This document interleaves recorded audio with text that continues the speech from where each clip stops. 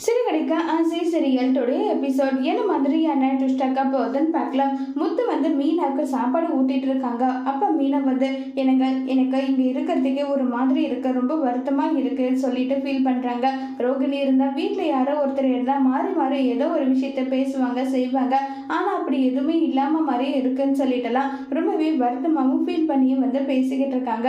உடனே எனக்கு இன்னமும் சந்தேகமா தான் இருக்கு மீனா, என்னங்க சொல்றீங்க? ஆமா, ரோகிணி இன்னும் ரொம்ப பெரிய விஷயத்தை ஏதோ மறைக்கிறாளோன்னு தோணுது.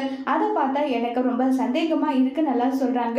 இதை கேட்டதுமே சரி மீனா, அவ எப்படியும் இப்ப வீட்டுல யாரும் இல்ல, நம்ம போயிட்டு ரோகிணியோட ரூமை செக் பண்ணி பார்த்தா இன்னும் என்ன உண்மை என்ன ஏது மறைச்சிருக்கான்றது எல்லாமே தெரிஞ்சுட்டு இல்லைன்னு சொன்னதும் இதை கேட்டதுமே இல்ல இல்லைங்க, அப்படியெல்லாம் நம்ம செக் பண்ணக்கூடாது, அடுத்தவங்களோட ரூமை இப்படி எல்லாம் செக் பண்ணக்கூடாதுன்னு சொல்லிட்டு சொல்றாங்க.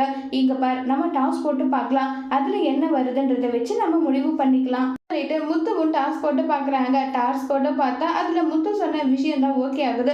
உடனே சரி நம்ம இதை பார்க்கலாம்னு சொல்லிட்டு பண்ணலாம் அங்கேருந்து கிளம்பி போகிறாங்க. அங்கே போயிட்டு ஒவ்வொன்றா தேடி பார்க்குறாங்க. அதில் கிறிஷ்க்கு ஏது ட்ரெஸ் மாதிரி வாங்கி வச்சுருக்காங்க. ரோகிணி என்ன இது குழந்தைக்கான ட்ரெஸ் வாங்கி வச்சுருக்காங்க, அதில் ரோகிணியோட ட்ரெஸ்ஸும் இருக்குது, யாருக்காக வாங்கி வச்சுருப்பாங்க என்ன ஏது எதுவுமே தெரியலையேன்னு சொல்லி பேசிகிட்டு இருக்கும்போது கரெக்டாக அந்த இடத்துக்கு மனோஜ் வராங்க. மனோஜ் வந்ததுமே ரொம்பவே கோபமாக யார் என்ன பண்ணுறதுன்னு எனக்கு ஒன்றும் புரியலன்னு சொல்லி ஒரு பக்கம் ரொம்பவே கேவலமாகவும் கோபமாகவும் பேசிட்டு அங்கிருந்து கிளம்பி போயிடுறாங்க. இதை நினைச்சு என்ன பண்றதுன்னு தெரியாம ரொம்பவே வருத்தத்துல மனோஜ் இருக்காங்க.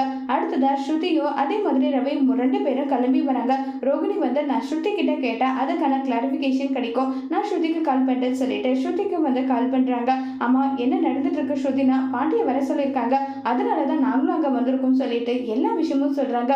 பாட்டியா? அப்ப எதுக்காக பாட்டி வந்திருப்பாங்க, என்ன விஷயம் எதுவுமே தெரியலன்னு சொல்லிட்டு ஒரு பக்கம் ரொம்பவே குழப்பத்துல இருக்காங்க. இப்போ பாட்டி என்ன செய்ய போறாங்கிறத வரப்போற எபிசோட்ல வெயிட் பண்ணி